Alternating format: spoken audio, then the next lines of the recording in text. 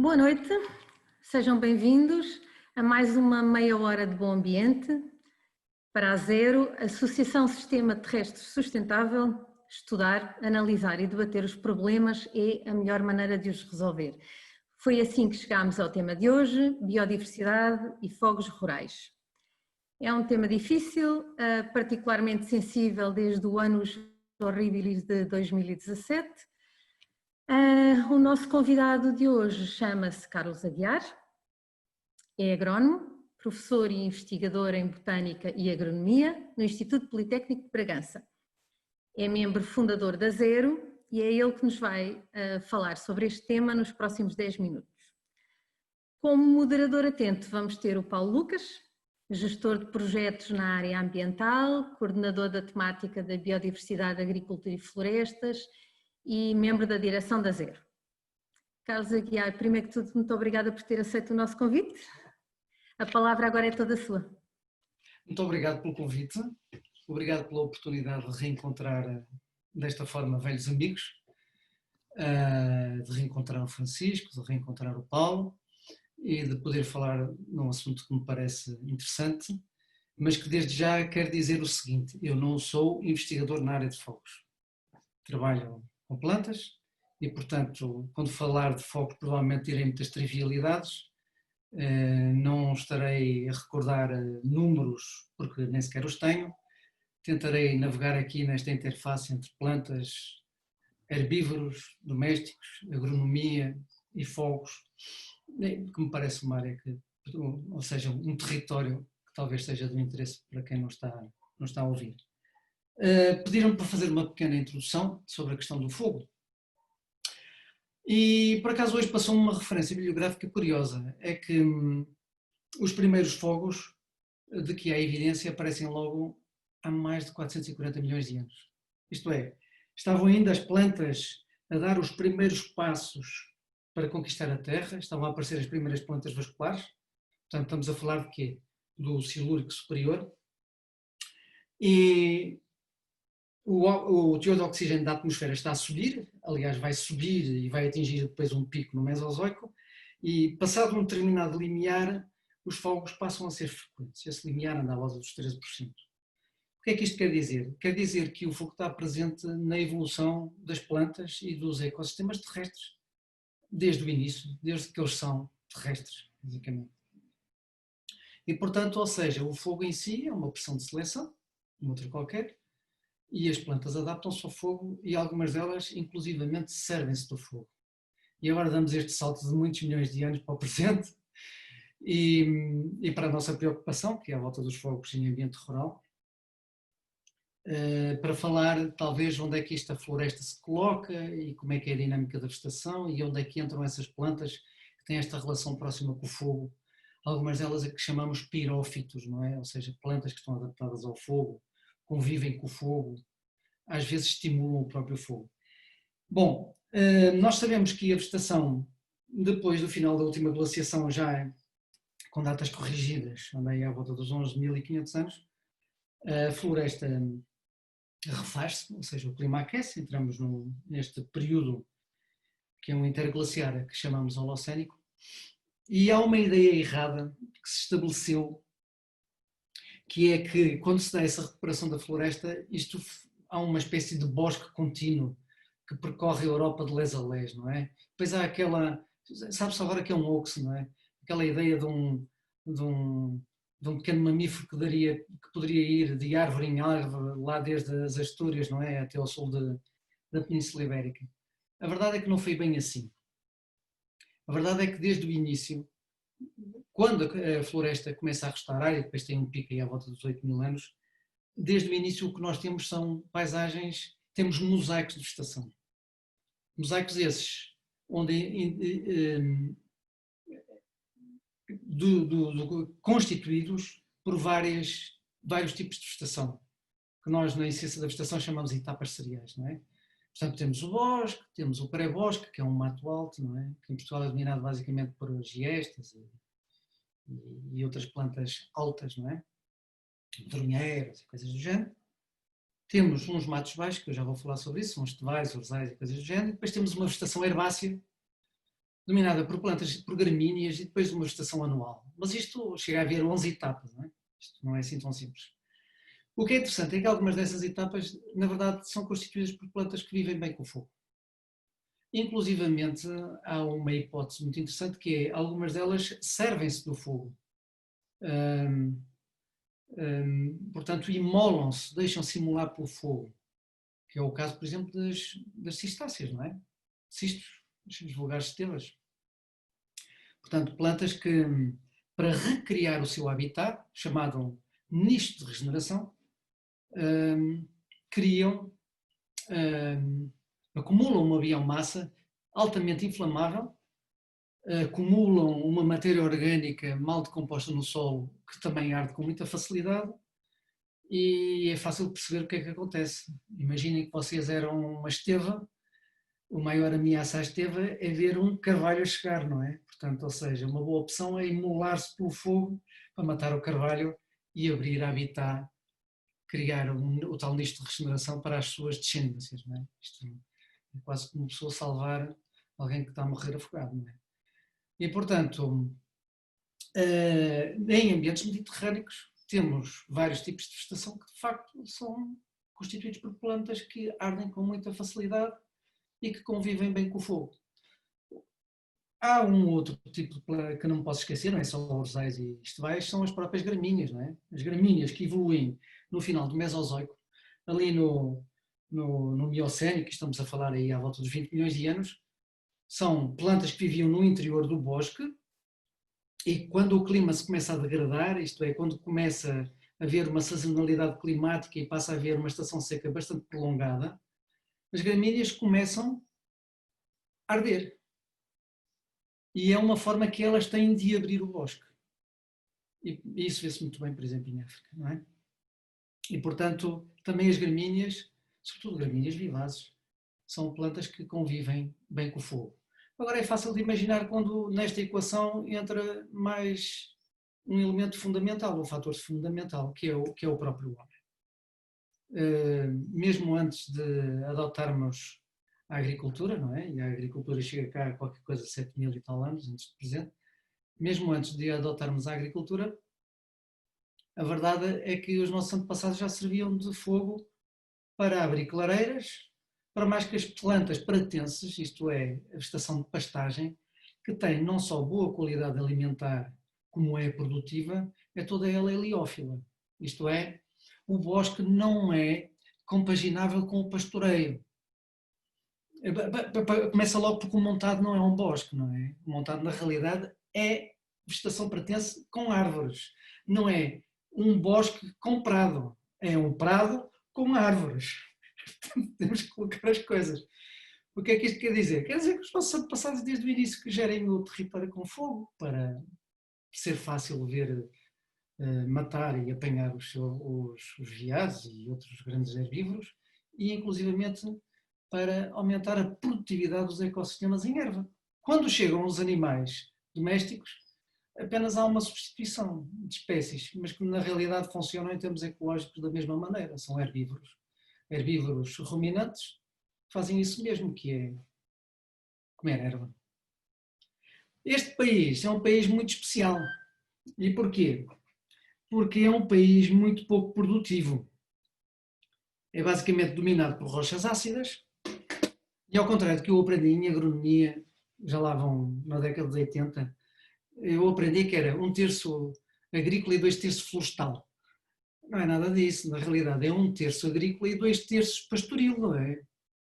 A floresta em si é uma recriação relativamente recente, porque isto era basicamente um país desarborizado e era um país pastado.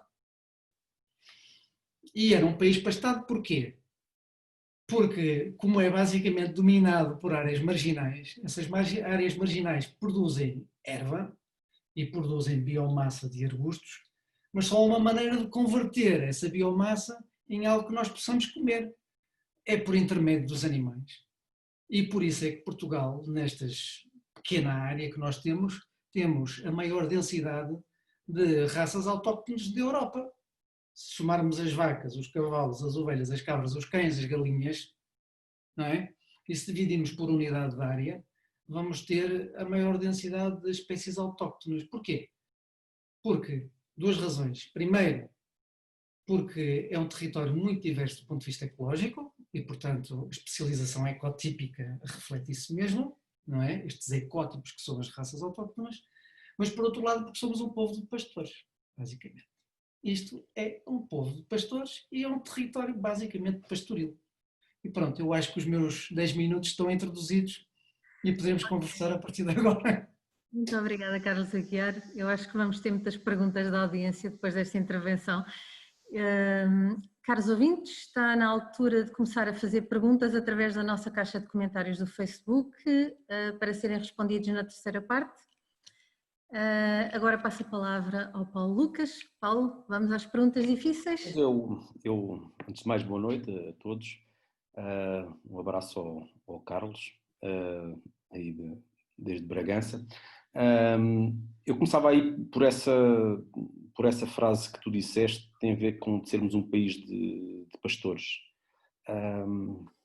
Somos um país de pastores, mas estamos a deixar de o ser. Não é? E eu vou lançar aqui alguns números estatísticos de uns dados que foram publicados agora já em junho pelo Eurostat, que dão-nos aqui alguns indicadores de como isto vai ser difícil, não é? E eu citava aqui 2 ou 3 indicadores que são interessantes para a nossa conversa. Em primeiro lugar, o indicador de que 80% do território português é considerado predominantemente rural, não é? Mas só 31% da população é que vive em áreas rurais. E, por outro lado, a agricultura, o emprego na agricultura representa apenas 3,4% da atividade total de emprego. Quando olhamos para quem faz agricultura, há aqui um outro dado também que é bastante interessante, que temos aqui o número de explorações agrícolas com agricultores até aos 44 anos. Houve uma diminuição entre 2010 e 2016 de 11% para 8%, o que significa que nós não estamos a conseguir, com as políticas agrícolas, nomeadamente com a PAC, não estamos a conseguir, digamos, manter as pessoas no meio rural. Mantemos-las provavelmente de outras formas, com a administração presente no território, mas de facto não é a agricultura e a pastorícia que neste momento está a manter, antes pelo contrário, as pessoas continuam a sair do meio rural. E a pergunta era mais ou menos esta: se a prevenção destes fogos passa muito, também parte da gestão da biodiversidade também passa muito por uma gestão ativa deste mosaico agro-silvopastoril que nós temos que manter, não é? Até para termos menos gente. A pergunta é: onde é que nós vamos buscar gente para fazer este tipo de trabalho? Não é? Porque estamos a perder gente. E outra coisa, que fazia uma outra pergunta, que é mais uma provocação ao professor do Instituto Politécnico. Já gostava de perguntar quantos alunos teus já tu conseguiste convencer a serem jovens agricultores? Eu essa pergunta, a última pergunta, não te sei responder, apenas te posso dizer que de facto temos muitos alunos que mantêm uma atividade agrícola, mas a maior parte desses alunos que mantêm a atividade agrícola já a tinham. Isso é factual. Mas a pergunta que tu estás a fazer é: onde é que vamos buscar gente para a agricultura? Olha... Podemos não ir buscar, e pode ser essa uma opção. Sim, para essa opção.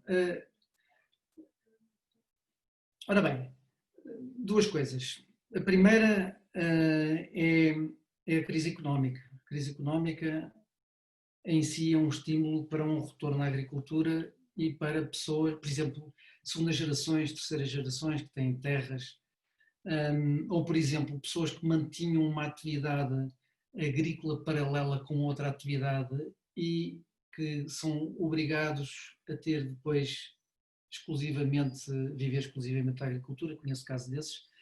Mas eu aproveitava isso que me estás a dizer para te dizer o seguinte: como sabes, eu tenho a sorte de trabalhar com uma série de gente boa, muito empenhada e competente neste movimento chamado Terra Maronesa, portanto, ou seja, à volta da produção de gado extensiva na Serra do Alvão, com uma raça que é a raça maronesa, que é uma raça de vacas, e o Duarte Marques ainda há 2 dias me mandava uma mensagem, enfim, para o nosso ponto de encontro, em que havia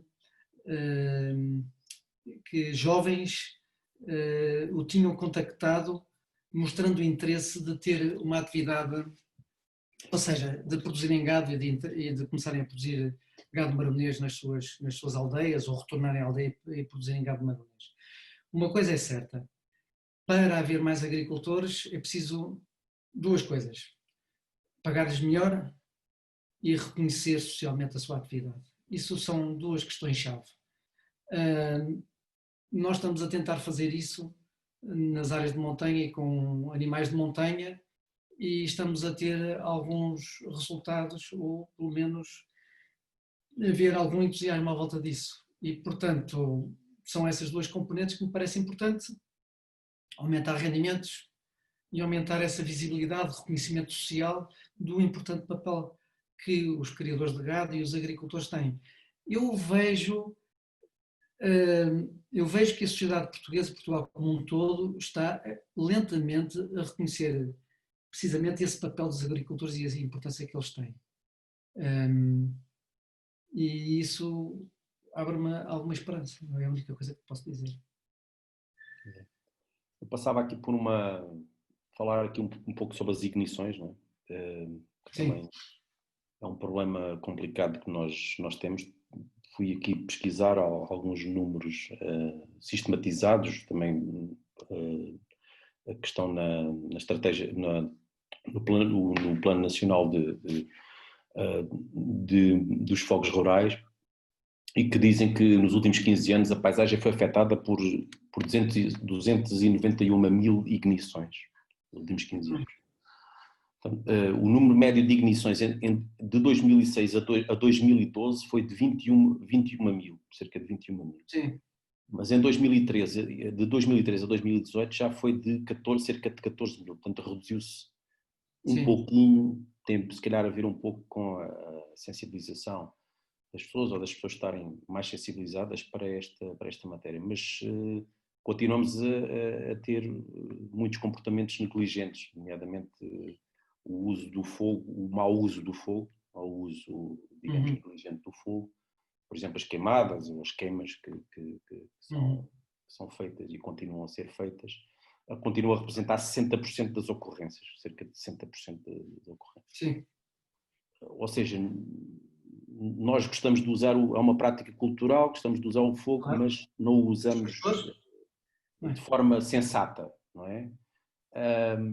E a pergunta que eu te faço é se nós usamos mal este fogo, e ao fazê-lo estamos a destruir matéria orgânica, estamos a destruir nutrientes, estamos a provocar emissões atmosféricas, estamos a causar uma série de problemas nos ecossistemas, estamos a destruir floresta que não devia ser destruída. Não chegou à altura, se calhar, de tomarmos algumas atitudes um bocadinho mais drásticas para nós irmos lentamente retirando esta prática cultural que tem enraizada na população rural? Ora bem, vamos lá ver uma coisa. Em primeiro lugar, a questão das ignições. O problema do fogo não se resolve pelo lado das ignições. Há muita gente que acha isso. Os especialistas de fogo em Portugal dizem isso. Repara, basta uma única pessoa para pôr Portugal todo a arder. Ok? Se nós temos 21 mil ignições, basta uma pessoa que faça 1000 e que o país fica todo a arder. A questão não passa por aqui. A questão passa sobretudo pelo tipo de fogo que nós enfrentamos. Uma coisa que... E eu aqui tenho que mais uma vez dar a minha experiência pessoal em áreas de montanha. Portanto, noutras partes do país será diferente, eu só posso falar sobre aquilo que conheço um pouco melhor. Aquilo que nós aprendemos, por exemplo, no Alvão, nesta última década, aprendemos uma coisa muito importante. Em primeiro lugar, o fogo não é eliminável da paisagem. porque há esses pirófitos todos, e há pessoas a viverem no espaço rural, há pessoas que não vivem no espaço rural e que vão ao espaço rural, há acidentes, há ignições naturais, enfim. E temos aqui, essa é a primeira parte da argumentação. A segunda parte da argumentação é o chamado paradoxo do fogo. O paradoxo do fogo é conhecido, está perfeitamente descrito, é quanto mais se combate o fogo, mais se acumulam combustíveis, e quanto mais se acumulam combustíveis, maior a probabilidade de um ano termos uma catástrofe. Resumidamente é mais ou menos assim que funciona. Na paisagem, não é primitiva, na paisagem rural, antes desta conversão, destas mudanças profundas dos sistemas de agricultura, isto é, na paisagem dos sistemas tradicionais de agricultura, a verdade é que era uma paisagem sem arbustos, ou com poucos arbustos. Nós temos as descrições dos antigos viajantes que percorriam aqui atrás dos montes, e temos essas descrições a partir do início do século XIX. E aquilo que é muito claro é o seguinte, é que em vez de arbustos, basicamente tínhamos erva. E provavelmente tínhamos ervas vivazes, não anuais. Infelizmente não temos relatórios, não temos documentos que nos expliquem, que nos deem uma ideia mais fina de como é que era o coberto vegetal. Mas basicamente isto funcionava assim.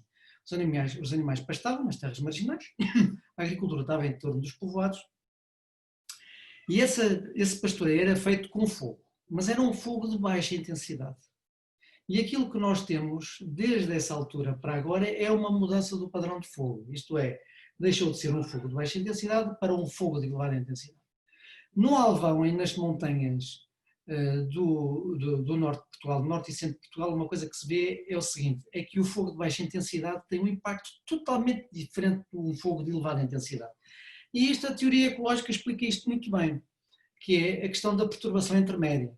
O que nós estamos a ter é paisagens com intensidades de perturbação, com períodos de retorno relativamente curtos, enormes. E qual é o impacto disso? É que isso é tremendamente seletivo para a flora e para a fauna, porque vem atrás da flora, não é?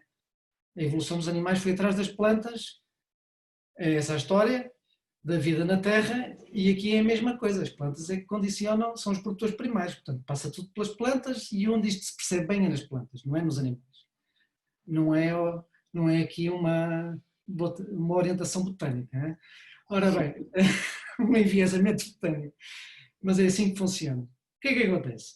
O que acontece é que se nós conseguimos mudar o padrão de fogo, precisamente para quê? Para fogos de mais baixa intensidade, as coisas mudam.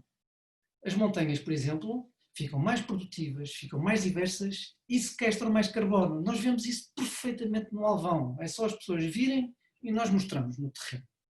Nas áreas onde se faz um fogo de baixa intensidade, por exemplo, fogo controlado, e sabemos outra coisa que é, quando há pastores na montanha, os pastores estão interessados em mudar para um modelo de fogo controlado. Isto é muito importante, porque sabem que com fogo controlado há mais vegetação herbácea vivaz e há mais produção de biomassa forrageira. E isso é vantajoso para todos, porque há mais plantas, há mais animais, há mais biomassa e há mais sequestração de carbono. Quando as pessoas saem da paisagem, quando as vacas saem da paisagem, as ovelhas e as cabras, o que é que nós temos? Fogos de elevada intensidade. Portanto... Mas elas vão continuar a sair, não é, Carlos? Diz? Elas também vão continuar a sair, não é? Elas quem? As vacas e as ovelhas e as cabras, não é? Mas nós vamos continuar a perdê-las, não é? Sim, mas para isso temos que mudar os sistemas de produção, não é? Não pode ser o sistema de produção tradicional em que as vacas vêm dormir à corte e ficam lá durante a noite e todos os dias há este vai e vem, e o criador, no fim de contas, é um escravo dos seus próprios animais, e as coisas podem mudar. No Alvão, por exemplo, estão a mudar. O sistema de produção animal está a mudar e os seus criadores não só estão a ter maior rendimento, como inclusivamente podem vir jantar connosco, não é? E almoçar connosco, e podem fazer os dias de férias com a mulher, não é? Ou com os filhos. Portanto, isso é possível. Isso é possível. Onde é que eu quis chegar?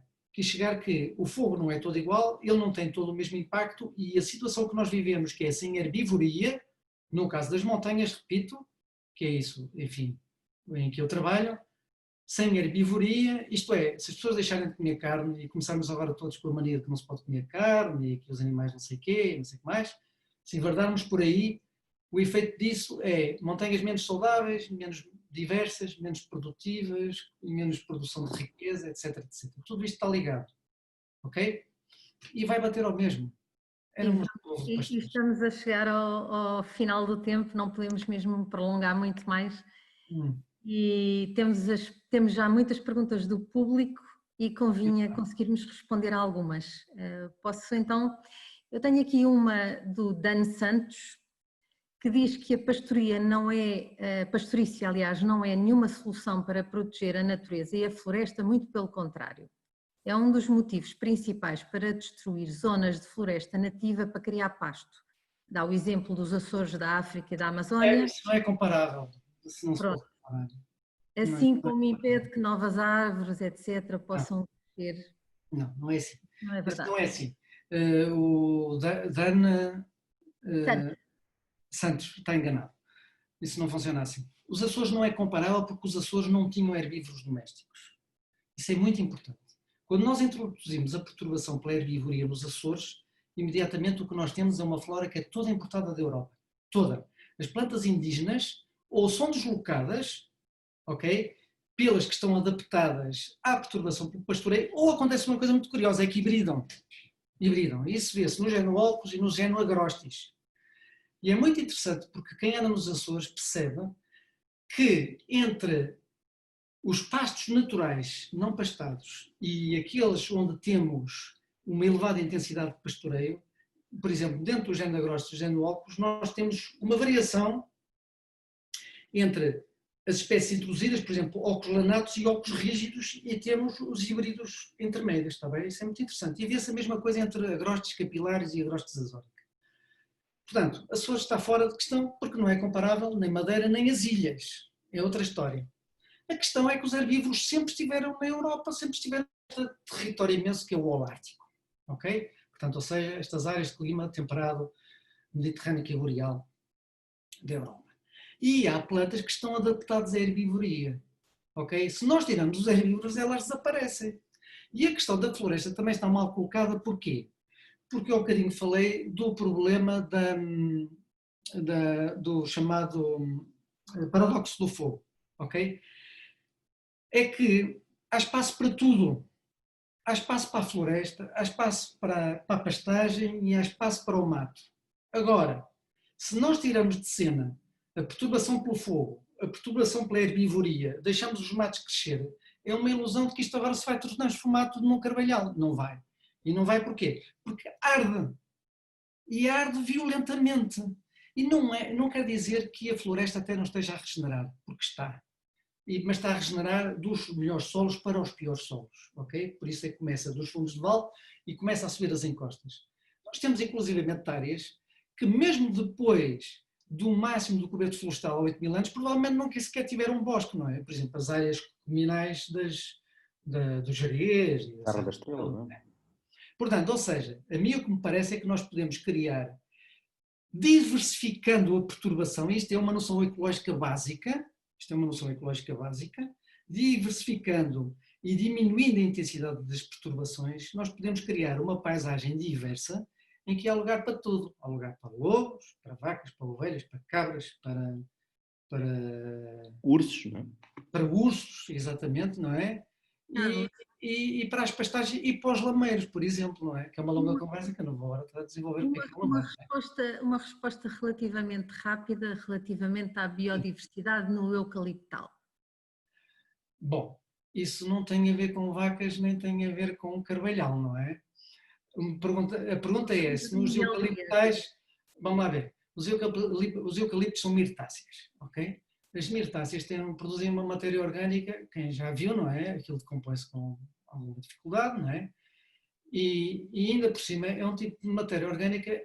Mirtáceas, nós só tínhamos uma mirtácea na flora portuguesa, não é? Mirtos comunis, que até deu o nome à família, não é?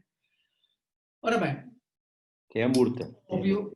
É óbvio que há um elemento estranho que se chama eucalipto e quando é plantado tem um enorme efeito seletivo sobre a flora que se lá se instala. Isso parece-me óbvio, não é? E, portanto, a ideia de que podemos pensar em substituir, por exemplo, os nossos bosques por eucaliptal porque dá igual é obviamente que é falsa, não é? Mas isso é fácil de mostrar que é falso, não é?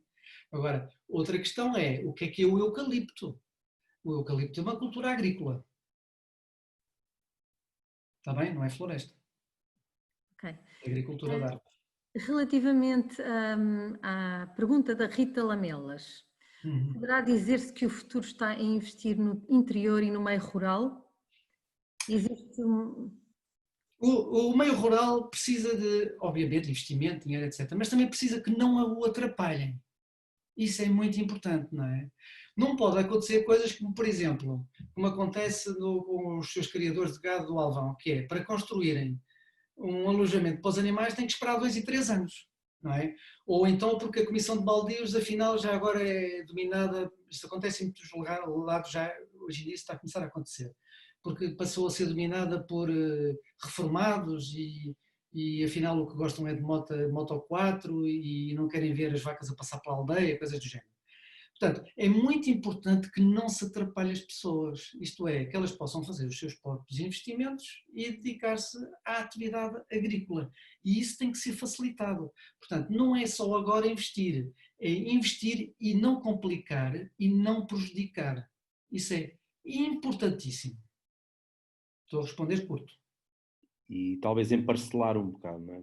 O emparcelamento é assim, o emparcelamento de uma aldeia poderia custar 1 milhão de euros, quer dizer, não há dinheiro para isso. O emparcelamento está a começar a acontecer de forma natural e vai acontecer de forma natural. Agora, há maneiras de facilitar, não é pagando, é, por exemplo, talvez complicando a vida a quem abandona, mas isso não é o tema da conversa. Não estou a A Ana ouvir. está desligado. só a última pergunta, peço desculpa. Parece.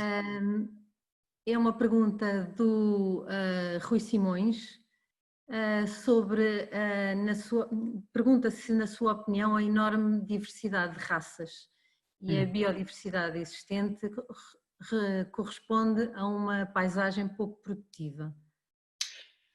A questão da produtividade tem muito a ver com a qualidade do solo. O país é por natureza pouco produtivo. Isto não é a mesma coisa que os depósitos de leste do centro da Europa, não é? Em que um tipo chega ali a um campo daqueles à volta da bacia de Paris, não é? E mete assim a mão numa cana de milho e levanta assim, isso não existe cá. De facto, temos basicamente, temos um território difícil, de rochas ácidas, que dão solos pobres, delgados, com poucos nutrientes, com problemas de troca catiónica, etc, etc. As boas terras estão concentradas em sítios que as pessoas sabem, no litoral, nos troços finais dos grandes rios e em alguns afloramentos de rochas muito peculiares, como por exemplo as rochas básicas do sul do país, não é? E em depósitos de sedimento, portanto, ou seja, coluviões de fundo de encosta. E é aí que nós vamos encontrar as aldeias, nessas pequenas línguas de solo, que de facto têm um potencial produtivo muito grande, mas são escassas. São escassas. E, portanto, isto é, a ideia não é nova, não fui eu que inventei, não sou historiador, mas já houve quem escrevesse, ou seja, dizia isso, não é? Que nós quando saímos e nos aventuramos pelos mares vamos à procura de sítios para fazer trigo, não é? É uma das hipóteses, talvez não seja a mais lógica é que o mar está à nossa frente, para trás está isto tudo ocupado e portanto descer pela, ao longo da costa da África é uma opção lógica, não é? Também já houve quem escrevesse isso. Agora, de facto, é um país com solos muito pouco produtivos e isso condicionou imenso a nossa história. Para além de serem solos pouco produtivos, temos o problema da mediterraneidade. E essa mediterraneidade refletiu-se muito da forma como evoluíram os sistemas de agricultura. Por exemplo, nós não tínhamos, quando se dá a revolução agrícola na Europa, estamos a falar de algo que começa-se a esboçar no século XVII até antes, e tem aquele momento-chave que é no século XVIII, a Europa tinha leguminosas para introduzir nos sistemas de agricultura e duplicou a produção de cereais. Nós não tínhamos uma leguminosa, ficamos agarrados ao arado romano, não é? E a uma rotação de cereal pousio, porque de facto não havia soluções técnicas para isso. E isso condiciona imenso a nossa história. Há aqui uma questão determinística que tem a ver com a agricultura e com a produção dos nossos solos e as dificuldades do nosso clima e das nossas terras, condicionou a nossa história, mas é um tema bem aberto para os historiadores, porque nunca ninguém trabalhou decentemente isso. Ok, nós já ultrapassamos em muito o limite do nosso tempo hoje, mas acho que foi bom porque foi super interessante. Portanto, vamos acabar. Na próxima semana vamos abordar um tema extremamente atual, uma altura em que se debate a estratégia do hidrogénio. Vamos ter um convidado que nos vai falar sobre o que pode vir a ser uma fonte inesgotável de energia limpa. Esperamos por todos vocês. Muito obrigada ao nosso convidado de hoje e ao nosso Obrigado a todos. Não se esqueçam, a vossa participação é fundamental, precisamos da vossa opinião, da vossa experiência, queremos que olhem ao vosso redor, que tomem consciência da realidade no terreno e que a partilhem connosco. Sejam associados zero, participem nos nossos fóruns de discussão, sejam proativos, porque cada um de nós pode fazer uma grande diferença. Até para a semana, em bom ambiente.